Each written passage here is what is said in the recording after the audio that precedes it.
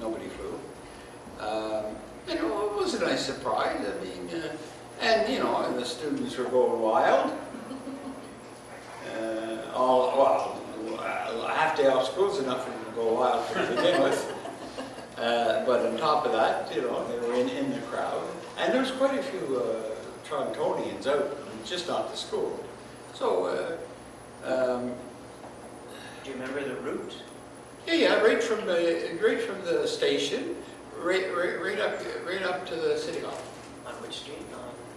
I guess it would be Bay or Young. One, I think, I don't know, whichever one is the one that's the old city hall is on. Bay Street. Bay Street. Yeah. Right up from the ACC now. Yeah.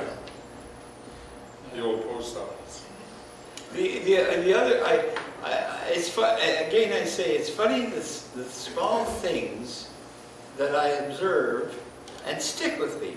In Moose Jaw, after the band played the tune and the Moose Jaw team gets out, I think there was 4 coaches on the team. Moose Jaw team gets out of the first coach, the band plays them in, they just lost 12-3, but the band played them in. We get out the 4th coach, and we come around the back and we enjoy the scenery. But we're part of the spectators. But then, oh yeah, another thing I forgot about last night, it's quite interesting.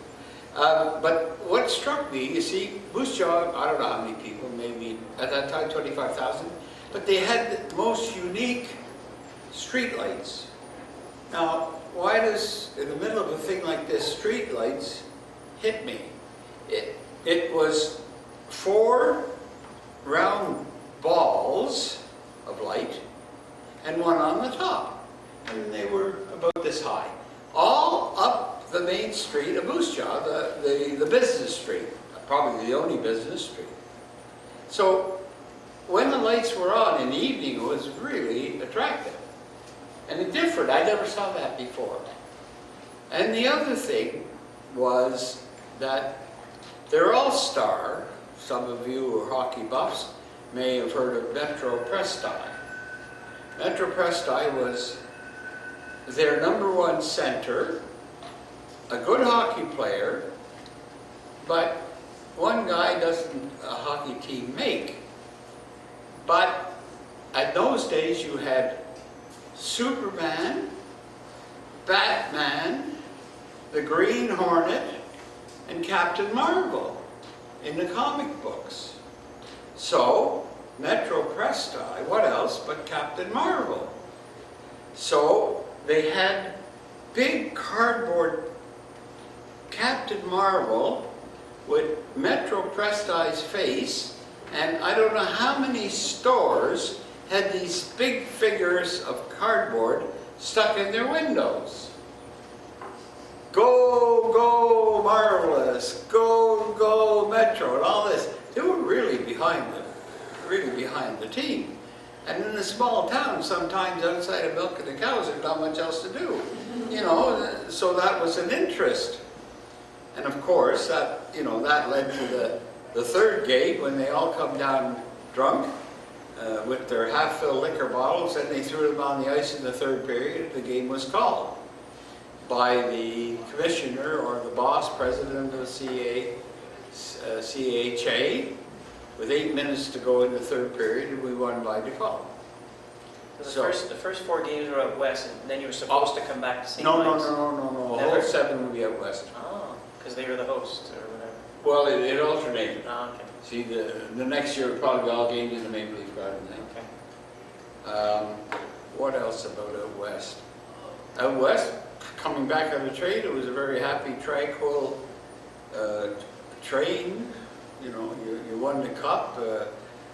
You got a day and a half to spend from Winnipeg, Regina home.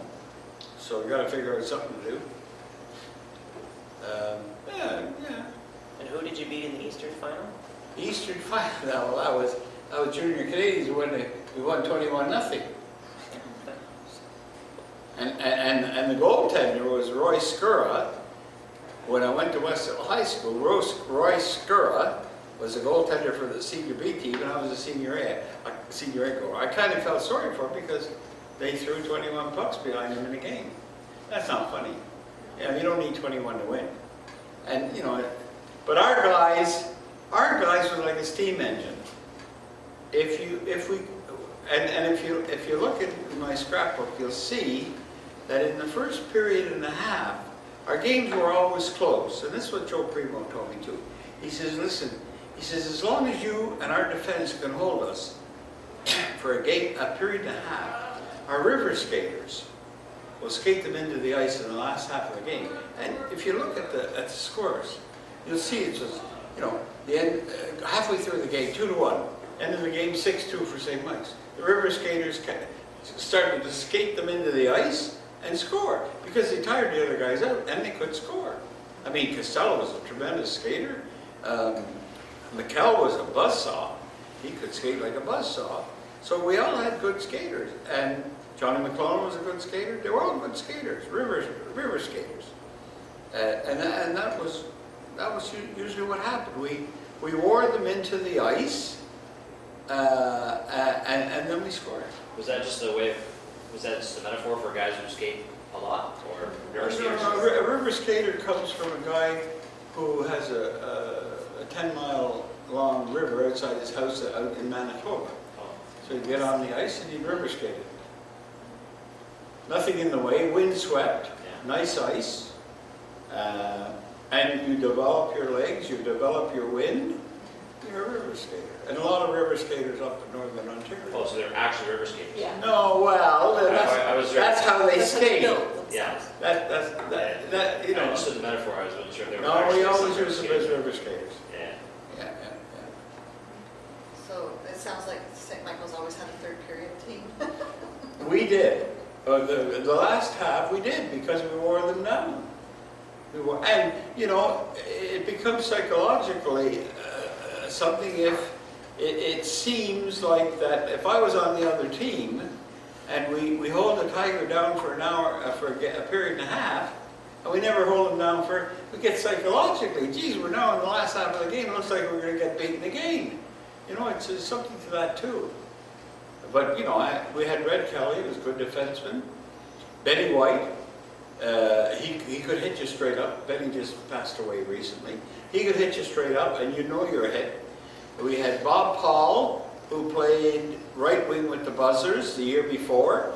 Tremendous stick handler, but a little bit heavy, so consequently he wasn't the best, fastest right winger. Joe Primo put back on defense, it worked out well. And Harvey Sutka from Kitchener, he's a wild man. And he got more penalties and he put more gray hair into Joe Primo's head when he was coaching St. Mike's, and Sutka went on with Marmor Seniors. And invariably, the other team, you get a penalty, and you could see Joe Primo, within seconds, Sutka take a run at somebody. Now we're even on penalties. Poor Joe's holding his head. We just had a 2-man advantage, and we just lost it with Sutka. He ran somebody into the boards. That picture with you and Red Kelly, isn't there a banner that says Harry Sutka on the side? Yes, there is. He wasn't in that car, but the banner was there. Yes, just Red and I. Yeah. And Red, you see, Red was in the room next to me, but you see, Red's father was a tobacco farmer in Simcoe. And I don't know, because when Red was at St. Mike's, he's pretty quiet. He didn't say much. He still is a quiet man. Well, he still is, yeah. Well, I haven't seen him for years. But, you see, let's say Wednesday. I don't know for sure. All I know is, where's Red? Oh, he's gone back to help with the harvest. Well, maybe he was having too much trouble in school. I don't know. All I know, he wasn't in the room next to me, and he was back at Simcoe at his father's farm. So that happened quite often. I don't know if you heard it before, but I told it maybe this morning. You see, Father Les Costello, Red Kelly. Well, what happens? Red marries Andrea McLaughlin, skater. Les Costello becomes a priest. If you had asked me in the year that I played, I would have said Les Costello would have married Andre McLaughlin and Red Kelly would have been the priest. That's how those two came across in that year. To think that Les Costello was going to become a priest, I mean, he laughed at me after he knocked me over. He was always clowning around on the ice, as he clowned with the Flying Fathers. That was his nature. And then he becomes what I take it to be a fairly serious priest in his own way, did a terrific job. But Red Kelly was so quiet, I don't think he'd ever have married a figure skater. But he did. Did you play golf in the work preparatory? But what, Jim? Did you play golf? Did I play golf? No, Golf. Gold. Team? The team from golf. Golf? Oh yeah, Sawchuck at the other end. He was 17 and I was 18. Good goaler, big guy. Well, he was big then. He was only 17. Oh yeah, Terry Saucer. Oh, yeah. Again, there's a guy.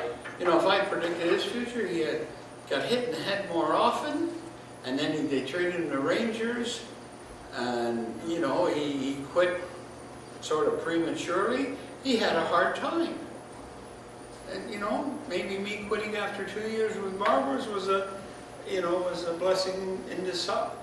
I saw too much, so I didn't regret when I had to leave hockey. And I mentioned Cal Gardner. Well, Gardner, as I mentioned, Bill Justa, Cal Gardner, and Rennie Trudell. Rennie Trudell's the key. These three were traded to Toronto. Gardner stayed, Justa stayed, but Cal Gardner stayed. He was not Cal Gardner. Rennie Trudell was a right-handed winger. He stayed about maybe a year, and the Leafs traded him, of all places, to Springfield Indians. Springfield Indians owned, operated, and he also swept the floor, Eddie Shore.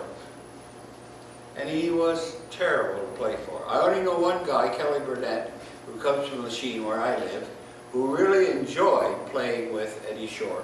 The only person I ever heard of in the American Hockey League. So anyway, we're at the training camp over there in Welland, and here Rennie Trudell appears in the middle of the training camp. He's supposed to be in Springfield.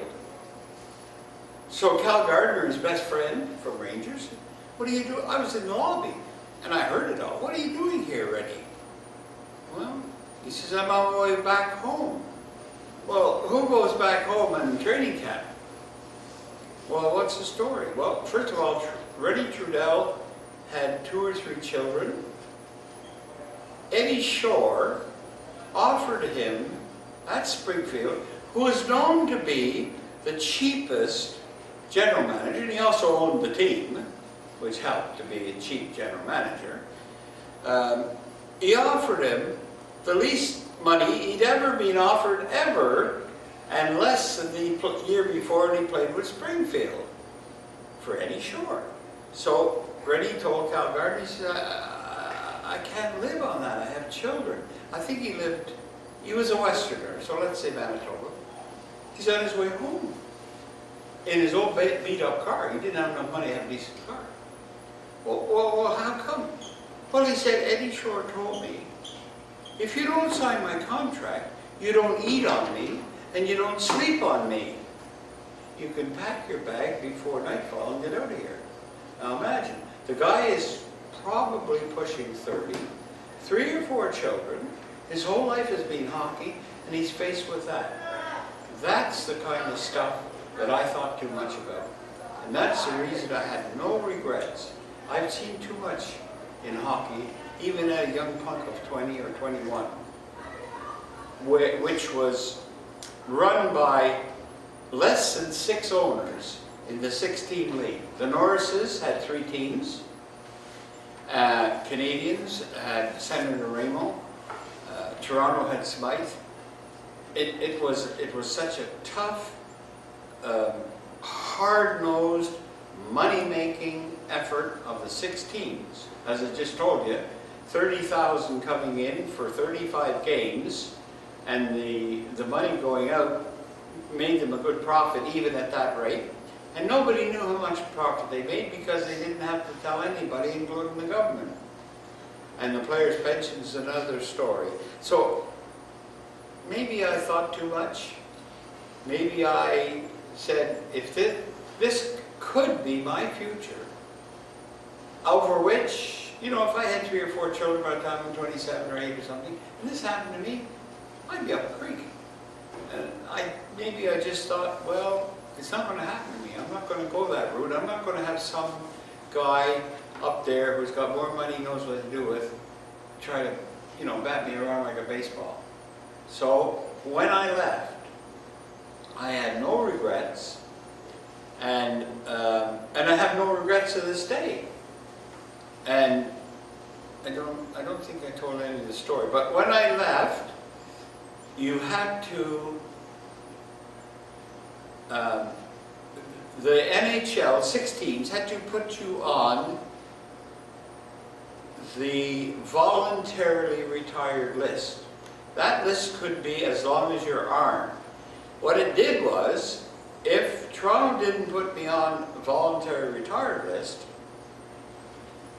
within 30 or 60 days, another team, amateur or pro, could pick me up for nothing. So naturally, it doesn't cost the 6-team cartel anything but a visit from the President Clarence Campbell, who was appointed president when they were overseas at the Nuremberg trials by Mr. Smythe. It was all a nice little honeycomb. And so I had to sign voluntarily. So